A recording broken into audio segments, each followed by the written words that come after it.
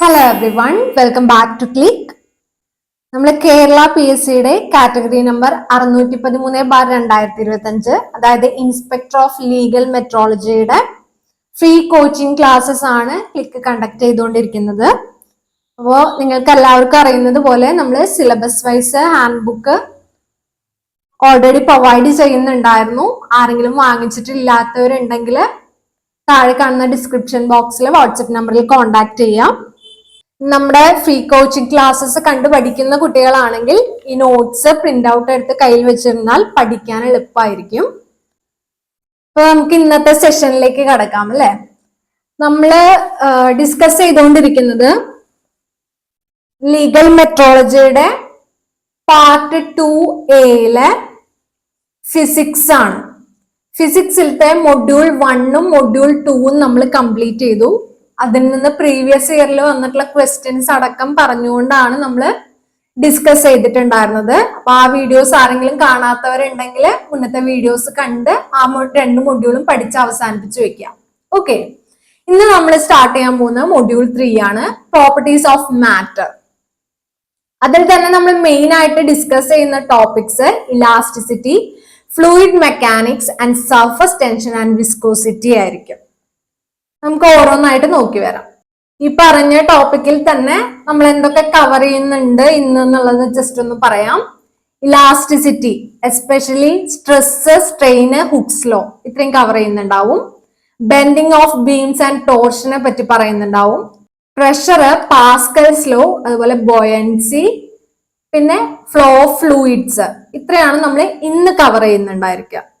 ഇന്ന് നമ്മള് ഡിസ്കസ് ചെയ്യുന്ന ടോപ്പിക്കിൽ നിന്ന് 1 മാർക്കിനുള്ള ക്വസ്റ്റ്യൻ ഓൾറെഡി കഴിഞ്ഞ എക്സാമിന് ചോദിച്ചിട്ടുണ്ടായിരുന്നു.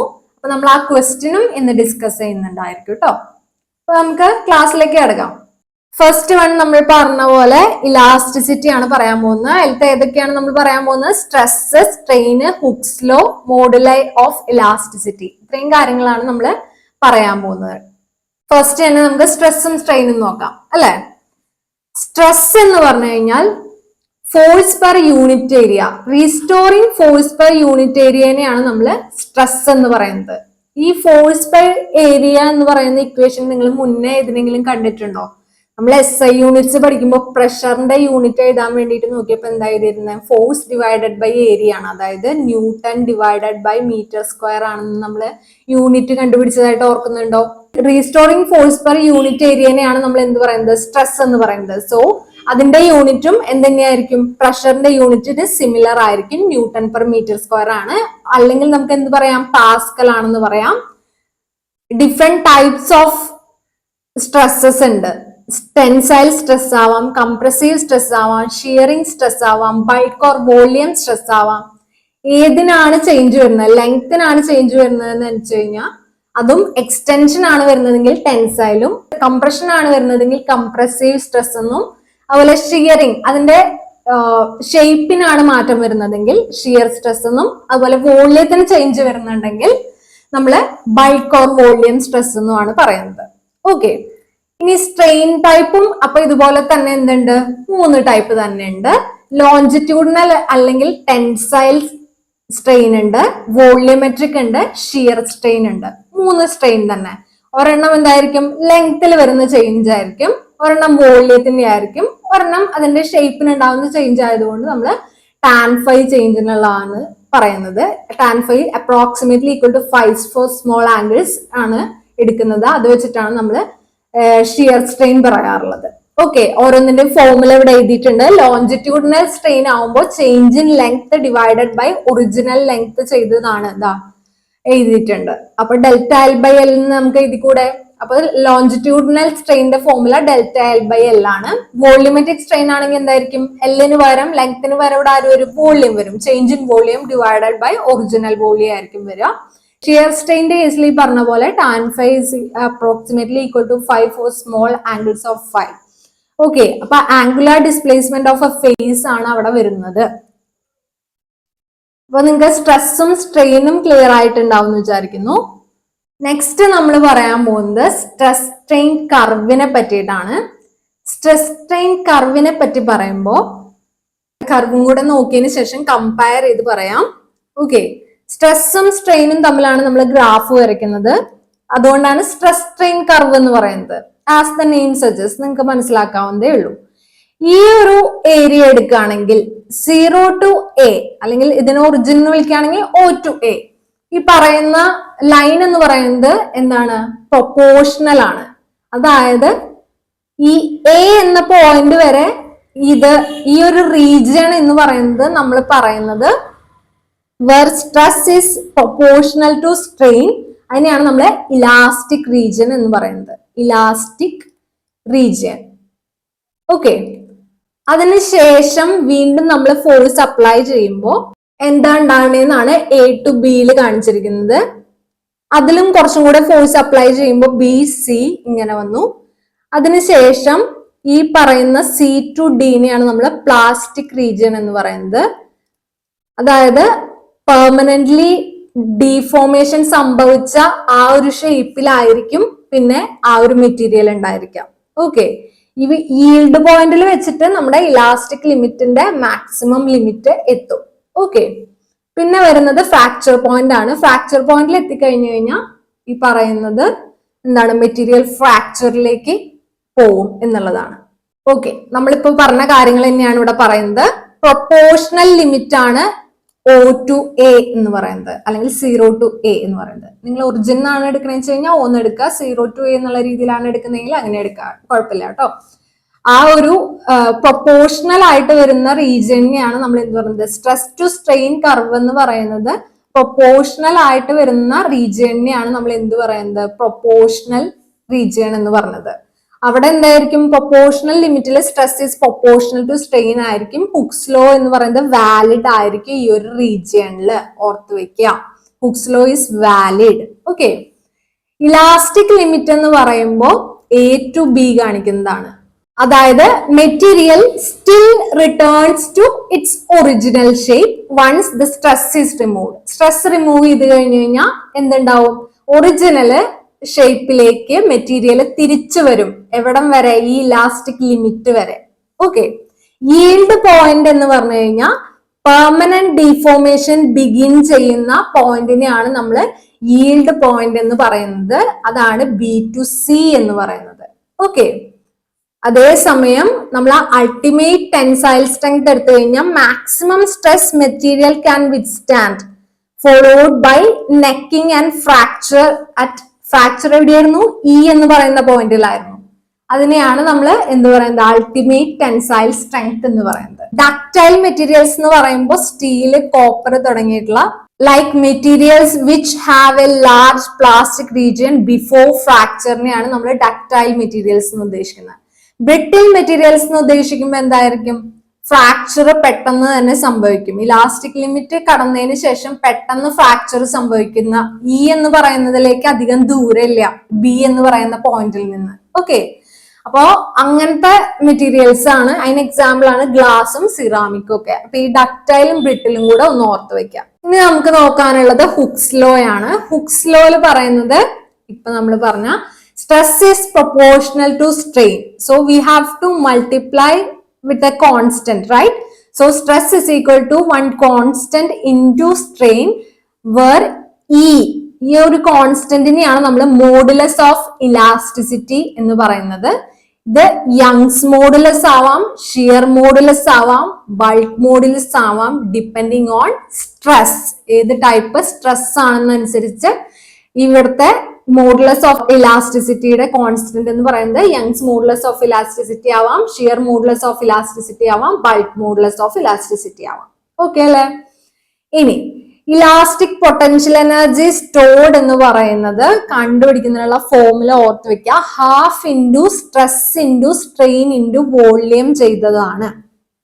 നമ്മൾ സ്പ്രിംഗ് കോൺസ്റ്റന്റിന്റെ കേസിൽ F is equal to kx എന്ന് പറഞ്ഞിട്ട് ഒരു ഇക്വേഷൻ പഠിച്ചിട്ടുണ്ടായിരുന്നു. ഓർക്കുന്നുണ്ടോ? കഴിഞ്ഞ ക്ലാസ്സിലാണ് നമ്മൾ അത് ഡിസ്കസ് ചെയ്തത്. ആ kx വെച്ചിട്ട് നമുക്ക് ഇലാസ്റ്റിക് പൊട്ടൻഷ്യൽ എനർജി സ്റ്റോർഡിനെ ഹാഫ് kx² എന്നും ഡിനോട്ട് ചെയ്യാന്നുള്ളത് ഓർത്ത് വെക്കാം കേട്ടോ. അപ്പൊ ഈ രണ്ട് ഇക്വേഷൻസും ഓർത്ത് വെക്കാം കേട്ടോ. ഇനി elastic potential energy per unit volume ആണ് നമ്മൾ കാണുന്നതെങ്കിൽ വരുന്ന ഇക്വേഷൻ എന്ന് പറയുന്നത് എന്തായിരിക്കും? ഈ പറഞ്ഞ ഇലാസ്റ്റിക് പൊട്ടൻഷ്യൽ എനർജി സ്റ്റോർഡിനെ ഡിവൈഡഡ് ബൈ വോളിയം ചെയ്യുന്നതായിരിക്കും. അതായത് എന്തുവരും, U is equal to half into stress into strain ഉണ്ടാവുള്ളൂ. വോളിയം രണ്ടും ക്യാൻസൽ ആയിട്ടുണ്ടാവില്ലേ. So half into stress into strain ഉള്ളൂ. So stress square divided by 2E എന്നുള്ള ഒരു ഇക്വേഷനും കൂടെ ഈ പറയുന്ന elastic potential energy per unit വോളിയത്തിന് ഉണ്ടെന്നുള്ളത് ഓർത്ത് വെക്കാം കേട്ടോ. മോഡുലസ് ഓഫ് ഇലാസ്റ്റിസിറ്റി പല ടൈപ്പ് ഉണ്ടെന്ന് പറഞ്ഞല്ലോ, അതുകൊണ്ടാണ് മോഡുലൈ ഓഫ് ഇലാസ്റ്റിസിറ്റി എന്ന് എഴുതിക്കുന്നത്. ഏതൊക്കെ ഉണ്ട്? യങ്സ് ഉണ്ട്, ഷിയർ ഉണ്ട്, ബൾക്ക് ഉണ്ട്. ഓക്കെ, നമുക്ക് ഓരോന്നായിട്ട് നോക്കാം. യങ്സ് മോഡുലസ് ഓഫ് ഇലാസ്റ്റിസിറ്റി എന്ന് പറയുന്നത് എന്താണ്? സ്ട്രെസ് ഡിവൈഡഡ് ബൈ സ്ട്രെയിൻ ആണ്. സ്ട്രെസ് എന്ന് പറയുന്നത് force divided by area divided by longitudinal വരുമ്പോഴാണ് നമ്മൾ എന്ത് വരുന്നത്? യങ്സ് മോഡുലസ് വരുന്നതെന്ന് പറഞ്ഞിട്ടുണ്ടായിരുന്നു. So change in length by original length ആയിരിക്കും അടിയിൽ വരുന്ന സ്ട്രെയിനിന്റെ formula. So we can write it as FL divided by A into delta എന്ന് എഴുതി കൂടെ കമ്പൈൻ ചെയ്ത് എഴുതി, അത്രേ ഉള്ളൂ. ലോഞ്ചിറ്റ്യൂഡിനൽ ഡിഫോർമേഷൻ ആണ് വരിക, സോളിഡ്സിന് മാത്രമാണ്, ഓർത്ത് വെക്കുക. യങ്സ് മോഡുലസ് ഓഫ് ഇലാസ്റ്റിസിറ്റിനെ Y എന്നോ E എന്നോ റെപ്രസെന്റ് ചെയ്യാം കേട്ടോ. നെക്സ്റ്റ് വൺ എന്ന് പറയുന്നത് ഷിയർ മോഡുലസ് ആണ്. ഷിയർ മോഡുലസിന്റെ കേസിൽ നമ്മൾ പറഞ്ഞു ഫൈക്കാണ് ചേഞ്ച് വരുന്നതെന്ന് പറഞ്ഞില്ലേ. So F divided by area, force divided by area എന്ന് പറയുന്നത് stress divided by as tan phi is approximately equal to 5. നമുക്ക് എന്ത് എഴുതാം? സ്ട്രെയിനിന്റെ ഭാഗത്ത് 5 എന്ന് ഇടാം. So we get equation like this. So shear മോഡുലസിന്റെ കേസിൽ എന്താണ്? ടാൻജൻഷ്യൽ ഡിഫോർമേഷൻ ആണ്, അതും സോളിഡ്സിന്റെ കേസിൽ മാത്രമാണ് വരുന്നത് എന്ന് ഓർക്കുക. G അല്ലെങ്കിൽ ഈറ്റ എന്ന് പറയുന്ന സിംബൽ യൂസ് ചെയ്തിട്ട് നമ്മൾ ഇതിനെ റെപ്രസെന്റ് ചെയ്യാറുണ്ടെന്ന് ഓർത്ത് വെക്കാം. നെക്സ്റ്റ് വൺ എന്ന് പറയുന്നത് ബൾക്ക് മോഡുലസ് ആണ്. ബൾക്ക് മോഡുലസിനെ K അല്ലെങ്കിൽ B എന്നാണ് റെപ്രസെന്റ് ചെയ്യുന്നത് കേട്ടോ. K കാണുന്നതിനുള്ള ഫോർമുല എന്തായിരിക്കും? ബൾക്ക് മോഡുലസിലാവുമ്പോൾ എന്താണ് വരുന്നത്? വോളിയം ഡിഫോർമേഷൻ ആണ് വരുന്നത്. സോ ഡെഫിനറ്റ്ലി അടിയിൽ എന്തായിരിക്കും? ഡെൽറ്റ V ബൈ V ആയിരിക്കും. മുകളിൽ എന്തായിരുന്നു? F ബൈ A എന്ന് പറയുന്നത് P, പ്രഷർ P ആണെന്ന് എഴുതാലോ. അപ്പൊ P എന്ന് എഴുതി, P divide by delta V by V ആണെന്ന് എഴുതി. ക്ലിയർ അല്ലേ? അത് എല്ലാ സ്റ്റേറ്റ്സ് ഓഫ് മാറ്ററിനും ബാധകമാണ്, അതും കൂടെ ഓർത്ത് വെക്കാം. നെക്സ്റ്റ് വൺ എന്ന് പറയുന്നത് കംപ്രസിബിലിറ്റി ബീറ്റ ആണ്. ബീറ്റ എന്ന് പറയുന്നത് 1/K ചെയ്യുന്നതാണ്. അതായത് റെസിപ്രോക്കൽ ഓഫ് K ഏതായിരുന്നു? ഈ പറയുന്ന ബൾക്ക് മോഡുലസ് ആയിരുന്നു. സോ റെസിപ്രോക്കൽ ഓഫ് ബൾക്ക് മോഡുലസിനെയാണ് നമ്മൾ എന്ത് പറയുന്നത്? കംപ്രസിബിലിറ്റി അല്ലെങ്കിൽ ബീറ്റ എന്ന് പറയുന്നത്. നമ്മുടെ മെറ്റീരിയലിൽ നമ്മൾ മെൻഷൻ ചെയ്തിട്ടുണ്ട് ചില typical values. Young's modulus of സ്റ്റീലും കോപ്പറും ഒക്കെ നോട്ട് ചെയ്ത് വെക്കുക കേട്ടോ. നെക്സ്റ്റ് വൺ എന്ന് പറയുന്നത് റിലേഷൻഷിപ്പ് ആണ്. ഇവർ തമ്മിലുള്ള ഇന്റർ റിലേഷൻഷിപ്പ് ആണ് നമ്മൾ പറയാൻ പോകുന്നത്. കണക്റ്റിംഗ് ഏതൊക്കെയാണ്? Y, G, K. ഇപ്പൊ നമ്മൾ തൊട്ട് മുകളിൽ നോക്കിയ 3 മോഡുലൈസും. ഓക്കെ, ആൻഡ് പോയ്സൺസ് റേഷ്യോ, ഇതും തമ്മിൽ കണക്ട് ചെയ്യുന്ന. പോയ്സൺസ് റേഷ്യോന്റെ നമ്മൾ എന്തായിരുന്നു പഠിച്ചിരുന്നത്? സിമ്പല് സിഗ്മ ആയിരുന്നു പഠിച്ചിരുന്നത്. അതിന്റെ വീഡിയോ കാണാത്തവരുണ്ടെങ്കിൽ അത് പോയി കാണുക. ഓക്കെ, അപ്പോ പോയ്സൺസ് റേഷ്യോന്റെ സിമ്പല് സിഗ്മയാണ് നമ്മൾ പഠിച്ചിരുന്നത്. അപ്പൊ അതുമായിട്ട് റിലേറ്റ് ചെയ്തിട്ടുള്ള ഈ 2 ഇക്വേഷൻസ് കൂടെ നോട്ട് ചെയ്ത് വെക്കുക. Y is equal to 2G into 1 plus sigma, which is also equal to 3K into 1 minus 2 sigma. ഈ 2 ഇക്വേഷൻസും നോട്ട് ചെയ്ത് വെക്കുക, ഇമ്പോർട്ടന്റ് ആണ്. ഡയറക്ട്ലി വേണമെങ്കിൽ ചോദിച്ചേക്കാം. ഇനി നമുക്ക് ഇതിന്റെ ഒരു ആപ്ലിക്കേഷൻ ഉള്ള എക്സാമ്പിൾ നോക്കാം. റബ്ബറിന്റെ കേസ് എടുക്കാന്ന് വിചാരിക്കാം. നമ്മൾ ഓൾറെഡി സിഗ്മ പോയ്സൺസ് റേഷ്യോ പറഞ്ഞപ്പോൾ പഠിച്ചു. പോയ്സൺസ് റേഷ്യോ ഓഫ് റബ്ബർ എന്ന് പറയുന്നത് 0.5 ആണ്. So sigma is equal to 0.5 ആണ്. ഈ 0.5 എന്ന് പറയുന്നത് നമ്മൾ ഈ ഒരു പറയുന്ന ഇക്വേഷനിൽ സബ്സ്റ്റിറ്റ്യൂട്ട് ചെയ്തു എന്ന് വിചാരിക്കാം. So we get it as Y is equal to 2G into 1.5 ഞാൻ 3/2 എന്ന് എഴുതി കൂടെ. 2 ഉം 2 ഉം ക്യാൻസൽ ആയി. So we get it as 3G. അതാണ് ഇവിടെ എഴുതിക്കണേ, Y equal to 3G. Okay, next നമ്മൾ പറയാൻ പോകുന്ന ബെൻഡിങ് ഓഫ് ബീംസും ടോർഷനും പറ്റിയിട്ടാണ്.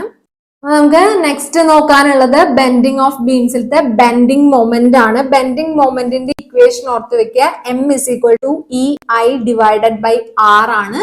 Where R is the radius of curvature and I is the geometric moment of inertia of cross section. And flexural rigidity കാണുന്നതിനുള്ള ഫോർമുല E into I ആണ്, which is the beam's resistance to bending. Okay. ഇനി ഒരു beam എന്ന് പറയുന്നത് നമുക്ക് uniform bending ചെയ്യാം, non uniform bending ചെയ്യാം. Uniform ബെൻഡിങ്ങിന്റെ കേസിൽ നമ്മൾ മിഡ് പോയിന്റിലായിരിക്കും ഫോഴ്സ് അപ്ലൈ ചെയ്യുന്നുണ്ടാവുക. നോൺ യൂണിഫോമിന്റെ കേസിലാണെങ്കിൽ ലൈക്ക് ഇൻ കാന്റിലിവർ നമ്മൾ എൻഡിലായിരിക്കും ഈ പറയുന്ന ഫോഴ്സ് അപ്ലൈ ചെയ്യുന്നുണ്ടാവുക. ആ സമയത്ത് വരുന്ന വൈയുടെ ഇക്വേഷൻസ് ആണ് ഇവിടെ രണ്ടും എഴുതിയിരിക്കുന്നത്. ഫോർമുല എന്താണ്? Y is equal to WL cube divided by 48 EI, where W is the load at center and L is the length. അതുപോലെ തന്നെ നോൺ യൂണിഫോമിന്റെ കേസിലും വൈക്ക് ഒരു ഫോർമുല ഉണ്ട്, WL cube divided by, ഇവിടെ ഇൻസ്റ്റെഡ് ഓഫ് 48 ഇവിടെ വന്നിട്ടുള്ള എന്താണ്? 3EI. കമ്പയർ ചെയ്ത് ഓർത്ത് വെക്കുക കേട്ടോ. W ഇവിടുത്തെ കേസിൽ എന്താണ്? ഫ്രീ എൻഡിലുള്ള ലോഡാണ്. നേരത്തെ സെന്ററിലായിരുന്നു. ഇത് നോൺ യൂണിഫോം ആണ്, കാന്റിലിവറിന്റെ പോലെയാണെന്ന് നമ്മൾ പറഞ്ഞല്ലോ. L എന്ന് പറയുന്നത് നേരത്തെ പോലെ തന്നെ ലെങ്ത് തന്നെയാണ്. ഓക്കെ, അതിൽ നിന്ന് നമുക്ക് മനസ്സിലാവുന്നത് a beam is stronger when depth is large. അതുകൊണ്ടാണ് നമ്മൾ ഐ ബീംസ് കൺസ്ട്രക്ഷൻസിൽ യൂസ് ചെയ്യുന്നത്. ഓക്കെ, നെക്സ്റ്റ് നമ്മൾ ഡിസ്കസ് ചെയ്യാൻ പോകുന്ന പോയിന്റ് എന്ന് പറയുന്നത് ടോർഷൻ ആണ്. Torsion of wire or cylinder.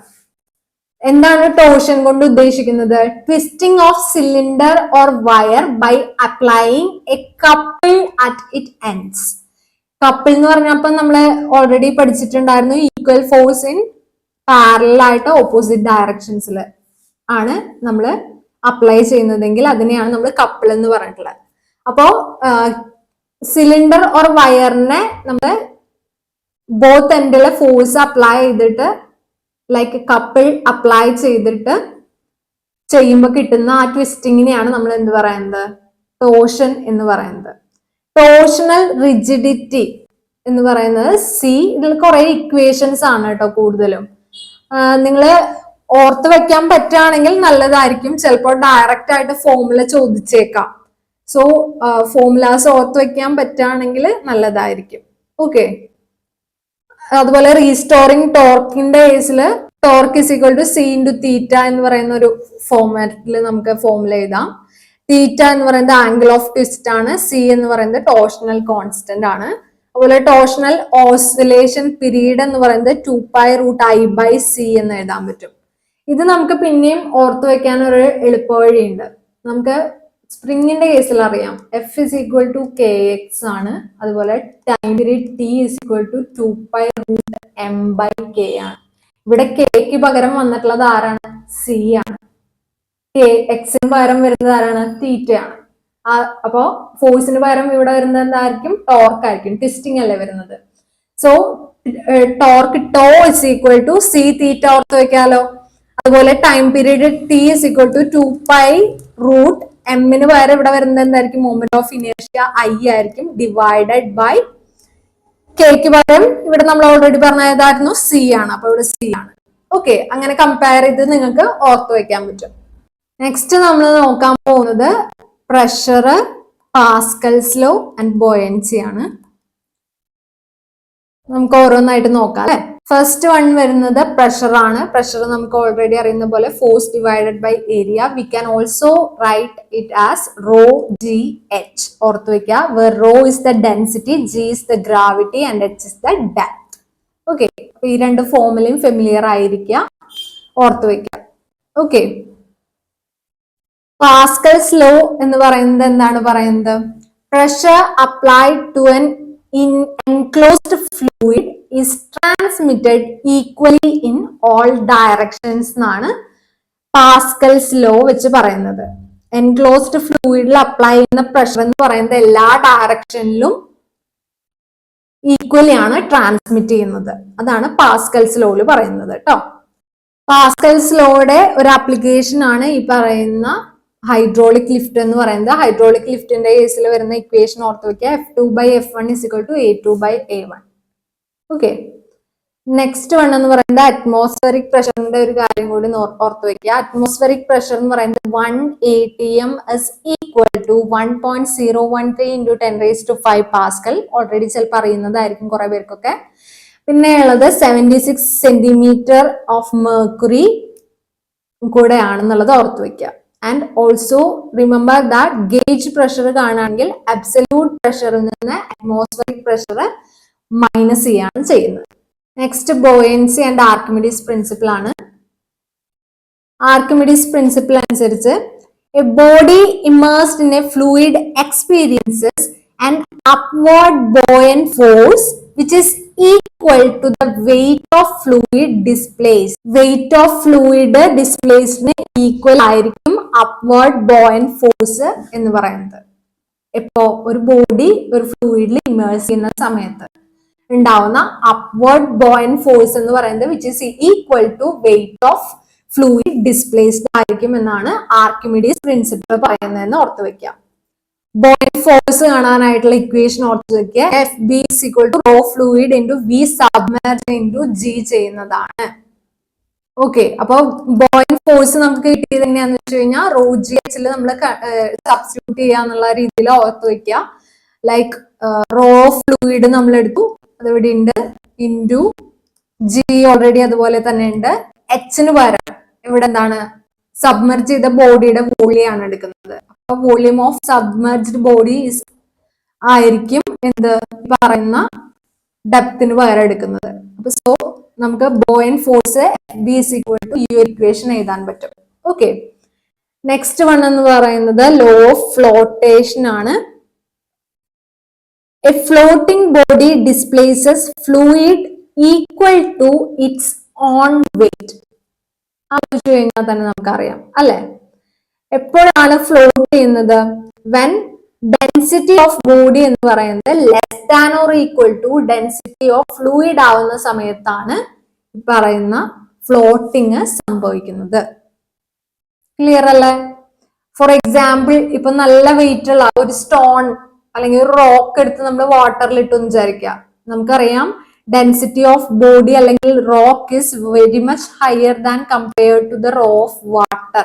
അതുകൊണ്ടാണ് അത് എന്ത് ചെയ്യുന്നത്, താഴത്തേക്ക് പോകുന്നത് അല്ലെ. അതേസമയം ഫ്ലോട്ട് ചെയ്ത് നിൽക്കുന്നതാണെങ്കിൽ ഈ കണ്ടീഷൻ എന്തായിരിക്കും? ഡെൻസിറ്റി ഓഫ് ബോഡി എന്ന് പറയുന്നത് will be less than or equal to density of fluid ആയിരിക്കും. ആ സമയത്താണ് ഈ ഫ്ലോട്ടിംഗ് ബോഡിയുടെ അത്ര തന്നെ equal to its own weight ഫ്ലൂയിഡിനെ ഡിസ്പ്ലേസ് ചെയ്യാണ് ചെയ്യുന്നത്. ക്ലിയർ അല്ലേ? ഓക്കെ, അതുപോലെ അപ്പാരന്റ് വെയിറ്റ് എന്ന് പറയുന്നത് എന്തായിരിക്കും? ആക്ച്വൽ വെയിറ്റ് എം ജി ആണ് മൈനസ് ഈ പറയുന്ന rho L into V g ചെയ്തതായിരിക്കും. അതുപോലെ തന്നെ അതിനൊരു ഇക്വേഷൻ കൂടി ഉണ്ട്, അതും കൂടെ ഓർത്ത് വെക്കുക. M g into 1 minus rho L divided by rho body ചെയ്തതായിരിക്കും. ഈ രണ്ട് ഇക്വേഷൻ ഒന്ന് ഓർത്ത് വെക്കാൻ ശ്രമിക്കുക കേട്ടോ. നെക്സ്റ്റ് വൺ എന്ന് പറയുന്നത് ഫ്ലോ ഓഫ് ഫ്ലൂയിഡ്സ് ആണ്. ടൈപ്സ് ഓഫ് ഫ്ലൂയിഡ് ഫ്ലോ ആണ് നമ്മൾ ആദ്യം പറയാൻ പോകുന്നത്. സ്ട്രീം ലൈൻ അല്ലെങ്കിൽ ലാമിനാർ ഫ്ലോ ഉണ്ടാവും, ടർബുലന്റ് ഫ്ലോ ഉണ്ടാവും, ട്രാൻസിഷൻ ഫ്ലോ ഉണ്ടാവും. Stream line or laminar flow എന്ന് പറയുമ്പോൾ സ്മൂത്ത് ഓർഡർലി ഫ്ലോ ആയിരിക്കും. Layers slide past each other and Reynolds number ഓർത്ത് വെക്കുക, RE will be less than 2000. Okay, while in case of turbulent flow it is irregular flow. Okay, chaotic flow ആണെന്ന് നമുക്ക് പറയാം. Reynolds number is greater than 4000. ഇനി ഇതിന്റെ രണ്ടിന്റെ ഇടയിൽ വരുന്നതാണ് ഈ പറയുന്ന ട്രാൻസിഷൻ ഫ്ലോ എന്ന് പറയുന്നത്. Reynolds number is between 2000 and 4000 വന്നു കഴിഞ്ഞു കഴിഞ്ഞാൽ ഫ്ലോ ക്യാരക്ടർ ഇസ് എന്താണ്? അൺസ്റ്റേബിൾ ആണ്. അതുപോലെ റെയ്നോൾഡ്സ് നമ്പർ കാണുന്നതിനുള്ള ഫോർമുല കൂടെ ഓർത്ത് വെക്കുക. RE is equal to rho VD divided by eta ചെയ്യുന്നതായിരിക്കും. Where rho is the density, V is the velocity, D is the diameter and E is the viscosity. Next one എന്ന് പറയുന്നത് conservation of mass in fluid flow ആണ്. Area and velocity എന്ന് പറയുന്നത് constant ആയിരിക്കുന്നതാണ്. A1 V1 is equal to A2 V2 equal to constant, where A is the area of cross section and V is the velocity. Okay, which implies narrower ആണെങ്കിൽ എന്തായിരിക്കും?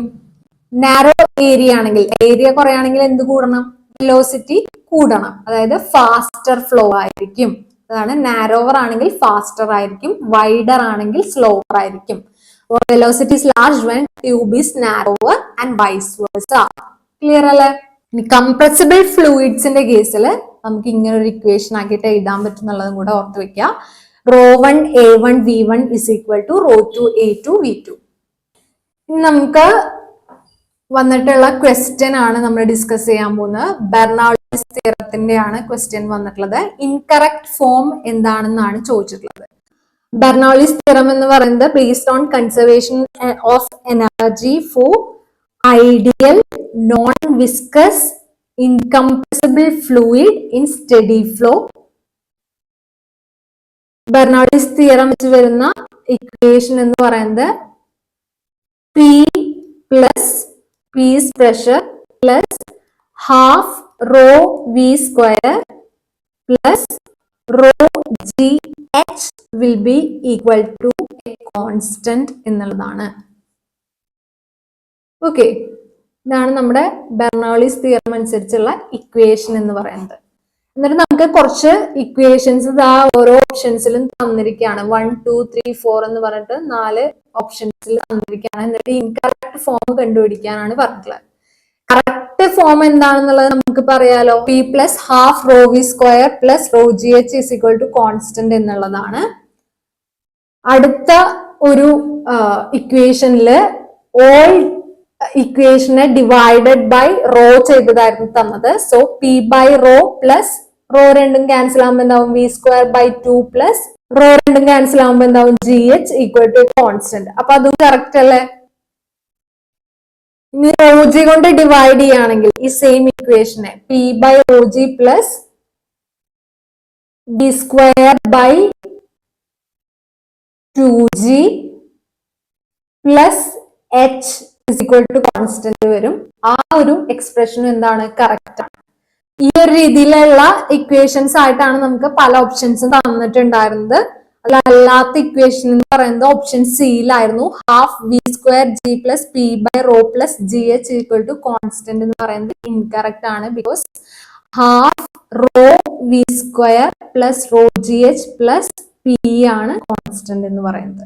അപ്പൊ incorrect ആയിരുന്നത് identify ചെയ്യാനായിരുന്നു. അപ്പോ ഈ ഒരു പറയുന്ന പെർട്ടിക്കുലർ ഫോമിൽ നമുക്ക് അറിയിച്ചു കഴിഞ്ഞു കഴിഞ്ഞാൽ അതിനെ ഡിവൈഡഡ് ബൈ റോയോ റോജിയോ ഒക്കെ ചെയ്യുമ്പോൾ കിട്ടുന്ന ഇക്വേഷൻസ് ആയിരുന്നു മറ്റ് ഓപ്ഷൻസിൽ കൊടുത്തിട്ടുണ്ടായിരുന്നത്. സോ ഈസിലി ഐഡന്റിഫൈ ചെയ്യാൻ സാധിക്കും ഇഫ് ഈ ഒരു ഫോമുല നിങ്ങൾക്ക് അറിയുമെങ്കിൽ മാത്രം. ഓക്കെ, ഈ ഒരു ഫോമുല ഓർത്ത് വെക്കുക കേട്ടോ. ഇനി ആപ്ലിക്കേഷൻസ് ഓഫ് ബെർണൗളിസ് തിയറം എടുക്കുകയാണെങ്കിൽ ബെർണൗളിസ് തിയറത്തിന്റെ ആപ്ലിക്കേഷൻ വരുന്നത് എവിടെയൊക്കെയാണ്? Venturi meter, pitot tube, Magnus effect, airfoil or wing, atomizer or spray gun, Torricelli's theorem. ഇത്രയാണ് വരുന്നത്. വെഞ്ചുറി മീറ്റർ നമ്മൾ യൂസ് ചെയ്യുന്നത് it measures flow rate using pressure difference between wide and narrow sections. അതിന് വേണ്ടിയിട്ടാണ് നമ്മൾ venturi meter use ചെയ്യുന്നത്. Pitot tube use ചെയ്യുന്നത് fluid velocity directly measure ചെയ്യുന്നതിന് വേണ്ടിയിട്ടാണെന്ന് ഓർത്ത് വെക്കുക. ഇനി ഈ ടോറിസെല്ലിസ് തിയറം ഒന്ന് നോക്കി വെക്കുക കേട്ടോ. വെലോസിറ്റി ഓഫ് എഫ്ലെക്സ് എന്ന് പറയുന്നത് v is equal to √2gh എന്നുള്ളത് it is a special case of Bernoulli's theorem ആണെന്നുള്ളതും കൂടെ ഓർത്ത് വെക്കാം. ഓക്കെ, ഇത്രയാണ് നമ്മൾ ഇന്നത്തെ ക്ലാസ്സിൽ ഡിസ്കസ് ചെയ്യാൻ ഉദ്ദേശിക്കുന്നത്. കൂടുതലും ഇക്വേഷൻസ് വരുന്ന ഒരു പോർഷൻ ആണ് ഇന്ന് നമ്മൾ ഡിസ്കസ് ചെയ്തിട്ടുള്ളത്. അപ്പോ ഇന്ന് ഡിസ്കസ് ചെയ്ത പോർഷൻ നിങ്ങൾക്ക് മനസ്സിലായിട്ടുണ്ടാവും എന്ന് വിചാരിക്കുന്നു. എന്തെങ്കിലും സംശയം ഉണ്ടെങ്കിൽ താഴെ കമന്റ് സെക്ഷനിൽ ചോദിക്കുക. വീഡിയോ ഇഷ്ടപ്പെട്ടെങ്കിൽ ലൈക്ക് ചെയ്യുക, ഷെയർ ചെയ്യുക. അപ്പൊ നമ്മുടെ സെഷൻസ് ഫോളോ ചെയ്ത് പഠിക്കുന്ന കുട്ടികളുണ്ടെങ്കിൽ നോട്ട്സ് വായിച്ചു പഠിക്കുക. ഈ വീഡിയോ കണ്ടതിന് ശേഷം നോട്ട്സ് വായിച്ചു പഠിക്കുക. അപ്പൊ അടുത്ത വീഡിയോയിൽ വീണ്ടും കാണാം. Signing off your study partner click. Stay focused on what really matters.